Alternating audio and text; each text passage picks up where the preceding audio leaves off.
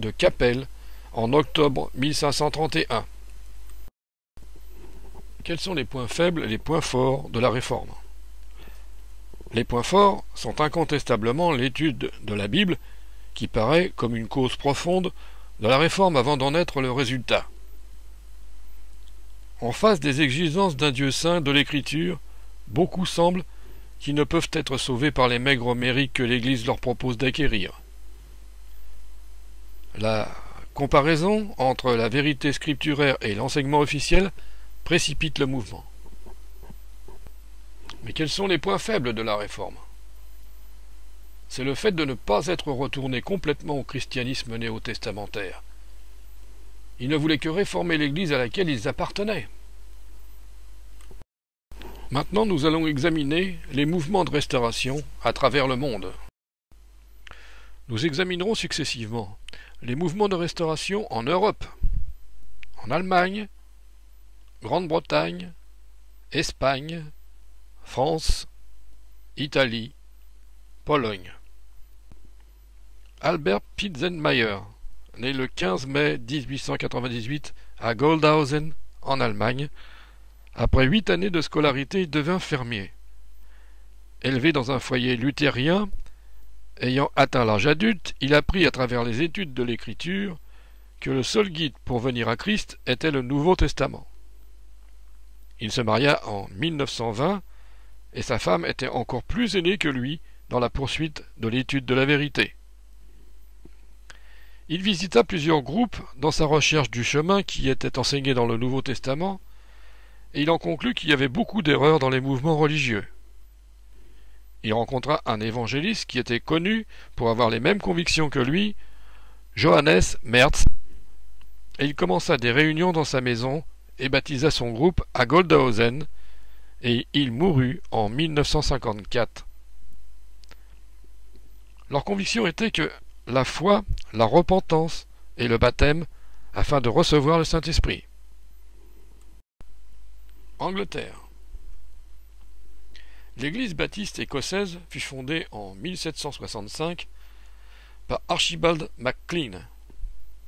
Ralliés au mouvement glaciste, ils quittèrent cette fois cette assemblée parce qu'ils n'étaient pas d'accord avec la pratique du baptême par aspersion des enfants. Les baptistes écossais se répandirent à travers toute l'Angleterre, le Pays de Galles ainsi que l'Écosse. Michael Faraday, né en 1791 dans une famille modeste dont le père était forgeron, mourut et laissa sa famille sans moyens. L'éducation de Faraday fut rudimentaire, car à l'âge de 13 ans, il fut obligé de trouver un emploi afin d'aider sa famille. Il travailla comme garçon-livreur dans une librairie de Londres, et par la suite il devint apprenti relieur, et cela lui permit de pouvoir lire plusieurs livres importants de l'époque. À cause de son appétit de lecture, cela lui permit d'avancer dans son éducation et de devenir un brillant scientifique de renommée mondiale. Il créa de nombreuses inventions en électromécanique. Ce grand homme de science était également un homme de conviction religieuse et il plaçait la parole de Dieu au-dessus de la science. Pour Faraday, l'univers était l'ouvrage de Dieu et son travail scientifique a été une prolongation de sa théologie. Par la suite, il deviendra diacre et ancien dans l'église de M. MacLean. La paix et la sécurité de M. Faraday étaient non dans la renommée, mais dans le Seigneur Jésus-Christ. Il y eut en Grande-Bretagne, bien avant que le mouvement de restauration ne prenne naissance, plusieurs tentatives parmi les chrétiens de retourner à une doctrine néo-testamentaire. L'un des premiers groupes remonte au XVIIe siècle dans le district du Lancashire. Une église connue sous le nom de Baptist Union remonte à 1669. Avec le temps, toutes celles-ci prirent le nom d'Église du Christ, dont la particularité était le baptême par immersion pour le pardon des péchés, le repas du Seigneur chaque dimanche, des anciens et des diacres, tel que le Nouveau Testament le signale. Il y avait deux groupes religieux très proches les uns des autres dans leur point de vue.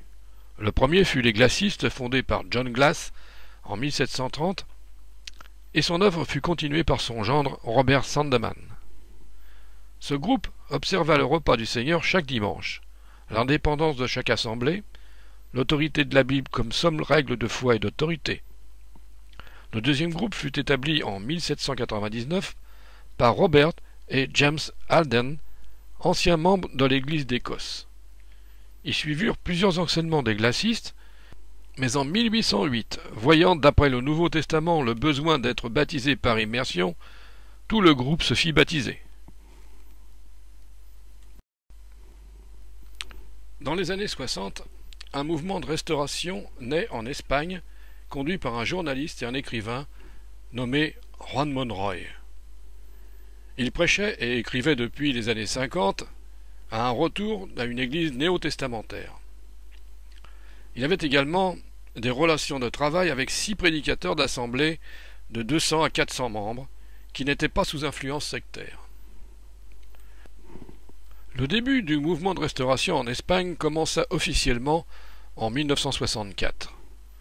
6 prédicateurs espagnols se rencontrèrent à Séville, donc Juan Monroy, José Martinez, Jaime Casals, Juan Blancas, Miguel Quesada et Juan Ruiz.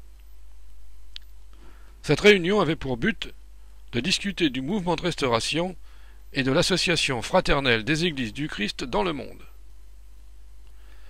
Juan Monroy prêchait dans une assemblée au Maroc, à Tanger. José Martinez était prédicateur de 2 assemblées à Séville et à Dos Hermanas en Andalousie.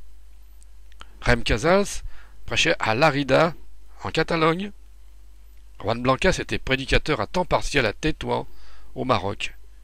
Quesada, lui, était prédicateur d'une assemblée à Tétouan au Maroc aussi.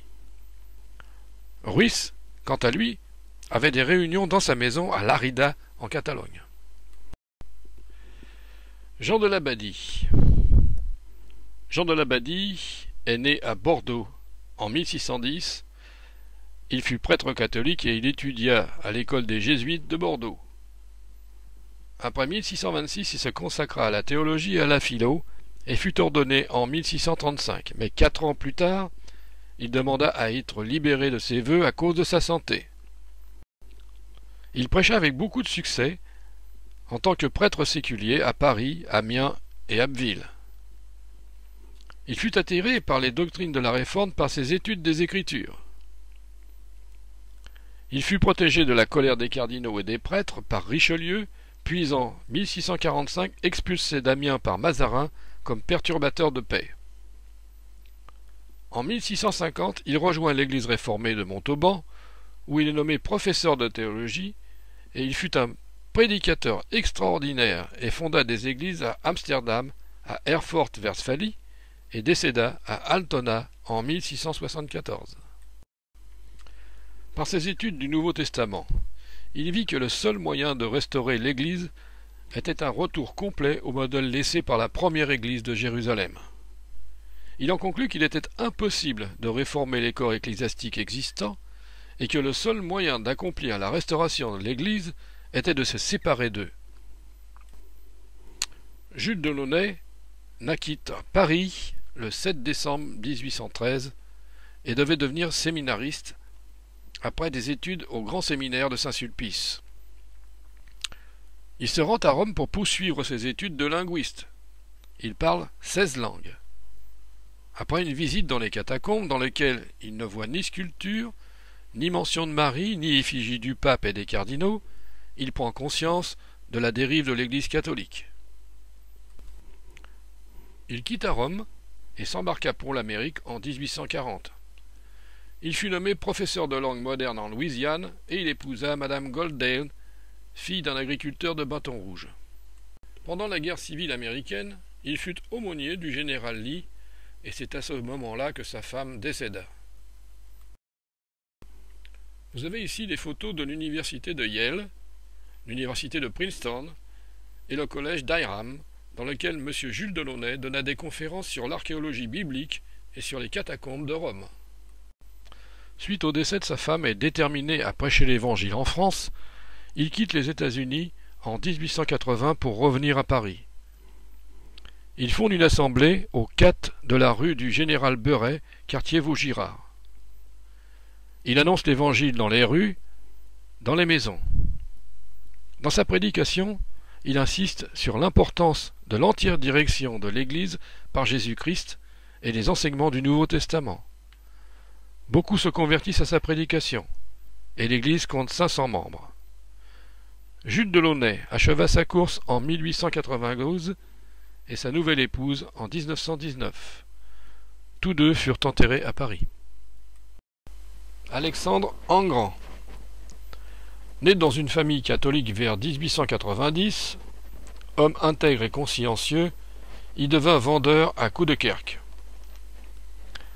L'étude des Écritures lui ouvrit les yeux sur le gouffre qui sépare la Bible de l'enseignement du catholicisme. Ces études de la Bible conduisirent à la conclusion que le baptême est une immersion pour la rémission des péchés et persuada un prédicateur baptiste de le baptiser dans ce but. Il se mit alors à prêcher le retour au christianisme primitif du Nouveau Testament. Il prêcha d'abord à Lille, puis à Drancy, près de Paris, et ensuite à Coudekerque, et cela jusqu'à sa mort en 1951. La plus grande partie de son action eut lieu parmi les malades. Tellement. Vers 1930, un Slovaque arriva en France, venant de Portland, Oregon, États-Unis. Il se mit à prêcher et à enseigner à Douai, plaidant en faveur de la restauration du christianisme du Nouveau Testament. Vers 1932, des lettres d'échange entre églises retournèrent à l'expéditeur sans réponse. On signala alors qu'il était décédé. Il y a maintenant, suite à son travail, 11 assemblées dans plusieurs villes du département français, Pas-de-Calais. L'Église compte des Polonais, des Tchèques, des Slovaques, des Ukrainiens et d'autres. Le culte est en langue polonaise. Les membres suivent le modèle du Nouveau Testament. Hans Grimm, 1875-1959. Pendant des siècles, il y avait une église florissante. Dès 1177, elle fut en contact avec d'autres églises du Christ en Suisse, en Provence, Catalogne, Italie, Dalmatie, Bosnie, Macédoine, Arménie. Il y avait 12 340 membres en Alsace-Lorraine en 1417, 41 000 en 1534. Mais la guerre ravagea les églises. L'église continua en Lorraine avec des familles françaises jusqu'en 1944. À Strasbourg, un mouvement de restauration a été reconstitué. Durant les années 1938-1939, quelques étudiants commencèrent à se réunir pour des études bibliques libres de toute dénomination. Ils reconnurent la nécessité du baptême et de la célébration du repas du Seigneur tous les dimanches. Pendant la guerre mondiale, ils s'enfuirent pour échapper à l'occupation allemande. Toutefois, ils restèrent très unis. La guerre finie, ils retournèrent à Strasbourg, et l'assemblée était presque entièrement composée de jeunes étudiants de l'école normale d'instituteurs. Monsieur Hans Grimm, maître de conférences sur l'histoire de l'Église, écrit à propos de Strasbourg que ces chrétiens constituaient la continuation de l'Église créée à la Pentecôte. La famille Grimm ainsi que 3 autres familles allemandes quittèrent Strasbourg en 1919. Italie.